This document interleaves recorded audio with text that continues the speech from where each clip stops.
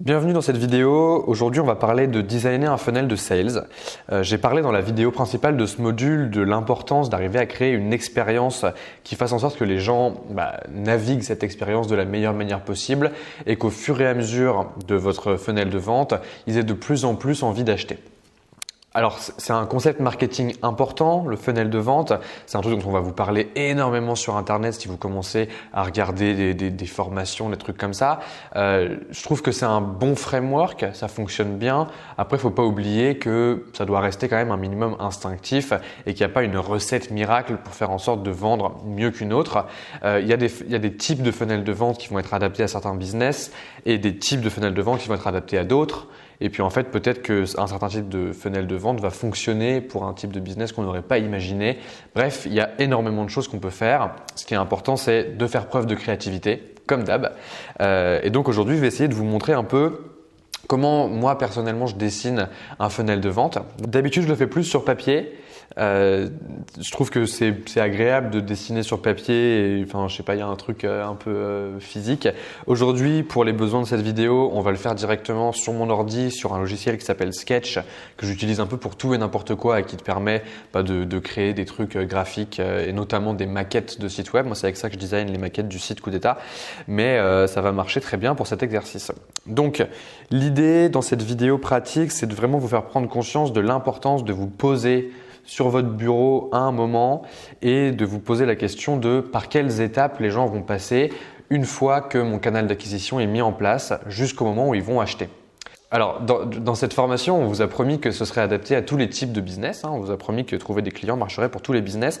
Ici, je vais prendre un exemple d'une formation e-commerce et je vais vous montrer comment y réfléchir pour le décliner en fonction de votre type de business et ce que vous estimez être le plus pertinent pour vous. Donc ici, on a une feuille vierge. Ce qu'on va faire, c'est qu'on va mettre le premier élément. Et donc le premier élément, évidemment, c'est l'acquisition. Dans votre funnel de vente, il faut prendre en compte l'endroit d'où les gens viennent. L'endroit d'où les gens viennent, si on reprend la métaphore de l'autoroute dont je parle dans la vidéo principale, c'est vraiment genre, ok, les gens, étant donné qu'ils prennent la sortie d'autoroute de votre canal d'acquisition que vous avez mis en place, cette question, elle est fondamentale. C'est quelle est la situation initiale de mon utilisateur, de mon lead, de mon client? Et cette situation initiale va vous permettre de designer beaucoup plus facilement la suite de votre accompagnement tout au long du funnel. Donc ça, c'est la première étape. Ensuite, on va avoir une deuxième étape qui est une landing page par exemple. En général, dans la plupart des canaux qu'on voit dans cette formation, il y a très souvent une landing page derrière, que ce soit le SEO, la stratégie de contenu. Je pense que faire de l'acquisition aujourd'hui, dans la plupart des cas, ça va être quand même un truc qui se fait en ligne. Avoir une présence en ligne, c'est essentiel. Avoir travaillé cette présence en ligne, c'est très important.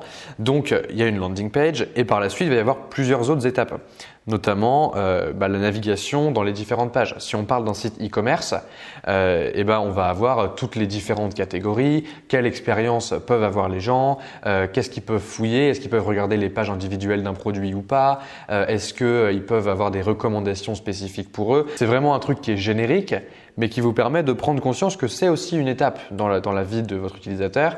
Et parce que la plupart du temps, les gens vont pas juste suivre votre funnel le plus simplement possible, surtout dans le cas d'un e-commerce où il y a quand même plusieurs produits à vendre.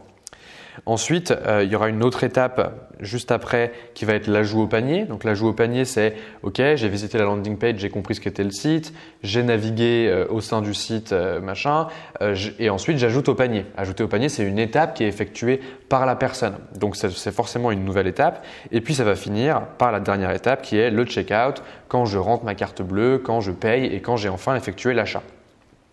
Ce qu'on voit ici sur ce schéma, qui est très très simple, encore une fois, faut pas se casser le cul 1000 ans pour essayer de comprendre comment faire un funnel de sales qui fonctionne, c'est que tout est lié entre l'acquisition, le canal que vous allez mettre en place, la campagne que vous allez mettre en place, la landing page, la navigation, l'ajout au panier et le checkout. On voit qu'il y a une suite logique des choses. Évidemment, vous de votre côté, la question qui va se poser, c'est comment faire pour faciliter le passage d'une étape à l'autre et augmenter la confiance que vous bâtissez avec la personne d'une étape à l'autre. C'est un truc qui doit se faire assez naturellement, où vous allez vous poser la question de comment apporter de la valeur aux gens. C'est une valeur qui est forcément connexe à votre expertise et à votre business. Et donc, vous allez vous dire, OK, bah voilà, là ici, acquisition, j'ai fait une pub Facebook, CF, le module sur les social ads, qui renvoie vers telle landing page spécifique. Et puis après, je sais que de cette landing page, peut-être que la personne va naviguer mon site. Et puis au bout d'un moment, elle va finir par ajouter au panier et puis faire un checkout. Donc ça, c'est un exemple. Évidemment, ce schéma de sales funnel, il va s'adapter à tous les types de business comme je disais. Évidemment, il ne faut pas juste prendre ça et le copier-coller pour vous. Il faut l'adapter à votre business et ça, il n'y a que vous qui savez le faire. Je ne peux pas vous donner un template préfet, je peux vous donner une idée, une direction à prendre. Donc là, je vais dupliquer mon funnel et je vais vous montrer comment créer un funnel pour quelqu'un qui voudrait vendre par exemple un set de contenu en ligne qui te permet d'apprendre à faire du yoga. Je prends un truc au hasard. Donc par exemple ici, on va avoir acquisition qui est du SEM. Donc ça, il y a le module sur le SEM pour vous former. Donc les gens vont aller sur Google, taper une requête et vous allez apparaître dans les premières requêtes de Google parce que vous avez payé pour y apparaître.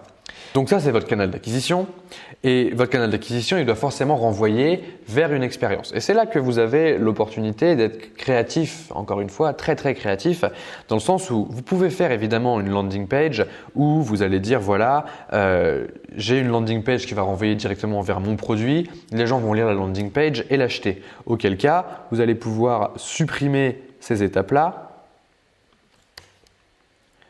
Tac. Et avoir un funnel en 3 étapes avec l'acquisition qui est votre SEM, la landing page et le checkout. C'est possible évidemment, mais c'est possible que vous ayez besoin de plus d'étapes. Donc dans ce cas-là, si vous avez besoin de plus d'étapes, peut-être qu'on va faire une landing page où ça va être débloquer un cours de yoga gratuit, où les gens vont pouvoir recevoir par email une vidéo que vous leur envoyez. Donc là, on parle d'email marketing, c'est un module aussi dans la formation. Mais ils vont recevoir ce cours de yoga gratuit. Et donc là, derrière, ce que vous allez faire, c'est qu'une fois qu'ils ont reçu le cours de yoga gratuit, vous allez continuer à discuter avec eux, par exemple avec de l'email marketing. Et donc, vous allez essayer de les enrichir et de leur apporter de la valeur. Apporter de la valeur avec les gens, c'est une très bonne manière de construire de la confiance. Les gens, en général, à moins que vous soyez déjà une gigantesque boîte qui a une légitimité, ils ne vous connaissent pas, ils ne savent pas qui vous êtes. Alors, si vous avez un canal d'acquisition au début qui est de la stratégie de contenu, les gens vont vous connaître mieux, évidemment. Mais si jamais vous avez de l'acquisition qui est du SEM, comme dans ce cas-là, les gens, il y a de fortes chances pour qu'ils ne vous connaissent pas du tout. Auquel cas, leur envoyer une chaîne d'email qui va leur envoyer des tutos, des astuces pour faire du yoga, etc. Ça va vous permettre de leur apporter de la valeur et de bâtir de la confiance avec eux. Et puis derrière, à la fin, vous allez les renvoyer vers une autre landing page pour l'achat de votre produit payant. Et cette landing page-là, les gens vont la lire et puis ils vont finir par acheter. Ce qui est intéressant, c'est que dans tout ça, on peut rajouter évidemment plein d'étapes. On peut utiliser d'autres outils, donc on peut se servir de tous les canaux d'acquisition existants. Par exemple, entre le moment où les gens, on leur a apporté toute la valeur qu'on voulait leur apporter sur les mails qu'on leur a envoyés, peut-être qu'on peut utiliser une autre stratégie email pour leur dire, pour faire des emails de relance jusqu'à ce qu'ils achètent.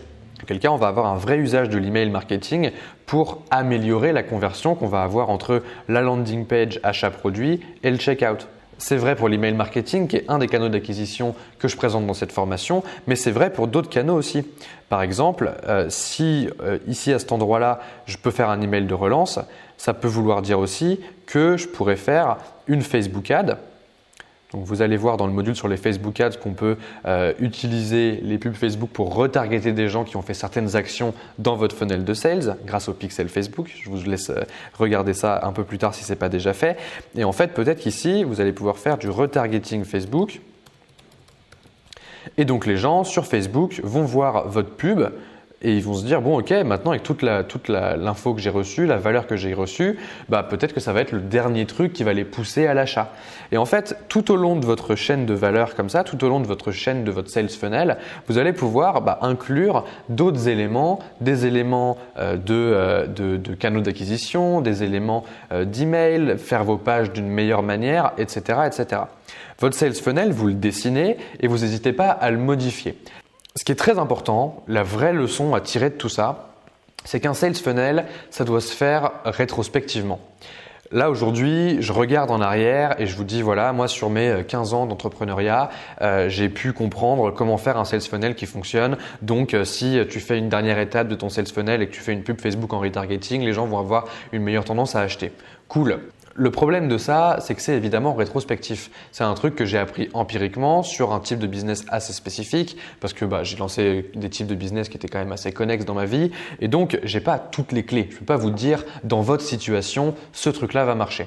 Pour avoir cette réponse-là, dans votre situation, cette question va marcher, je fais des guillemets avec mes doigts comme ça, en fait, il va falloir tester. Et tester, ça implique de dessiner un funnel de sales régulièrement et de le faire de la manière le plus simple possible pour pouvoir l'implémenter. L'avantage, c'est que, donc là je suis dans Sketch, ça tombe assez bien, c'est que peut-être que ici vous avez votre funnel de sales qui est ça, il va peut-être vous falloir une semaine de travail très intense pour le mettre en place. À la fin de la semaine, vous allez pouvoir commencer à observer les résultats de ces trucs-là. Vous allez pouvoir mesurer les différents canaux d'acquisition, mesurer les différents taux de conversion qu'il va y avoir sur les différentes pages que vous avez, etc. etc. Et ensuite, peut-être que la semaine suivante, vous allez pouvoir reprendre votre dessin, qu'il soit sur papier, dans Sketch ou n'importe où, le dupliquer et puis vous dire ok, j'ai vu que là les emails de relance ça marchait bien, j'ai du retargeting Facebook à cet endroit-là, et en fait peut-être que je vais faire du retargeting Facebook dès le départ quand les gens ont visité la page cours de yoga gratuit pour les faire passer à l'étape suivante. Et donc vous allez améliorer votre funnel comme ça au fur et à mesure et c'est un objet qui doit être vivant. Votre funnel de sales, peu importe la forme qu'il prend, il doit être vivant. Alors là, je parle de sales. Évidemment, tout ça, c'est un truc très générique, mais qui vous permet vraiment de prendre du recul. Donc, ce que je vais vous inviter à faire, si c'est la première fois que vous regardez cette vidéo, ce que je vais vous inviter à faire, c'est vous poser et dessiner l'expérience que vous imaginez du canal d'acquisition jusqu'au checkout, jusqu'au moment où les gens achètent votre produit ou utilisent votre produit en fonction de ce que vous êtes en train de créer. Et vraiment de dessiner quelque chose de simple. Ça ne doit pas vous prendre 6 heures, vous prenez 1 heure grand maximum, très grand maximum, même une demi-heure ça suffit. La preuve, là je viens de le faire en 5 minutes pour vous poser la question de à quoi ressemble cette expérience. Prendre ce recul, se poser la question de l'expérience d'achat des gens, c'est quelque chose d'essentiel. C'est vrai dans les business en ligne, c'est vrai dans les business physiques aussi. Moi, je sais que j'ai pas mal de potes qui ont des magasins en physique dans Paris et ils m'expliquent qu'il y a une vraie différence en termes de conversion entre l'entrée dans le magasin et le nombre d'achats qui est très importante basée sur l'expérience qu'il y a dans le magasin. Le meilleur exemple de ça, c'est Ikea.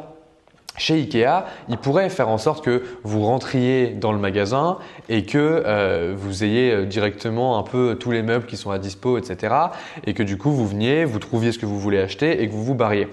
Le truc, c'est qu'IKEA, ils ont été super malins et ils ont créé tout un chemin qui fait que vous passez devant toutes les pièces de la maison et que vous repartez tout le temps dans votre caddie avec 3 fois plus de trucs que ce que vous êtes venu acheter.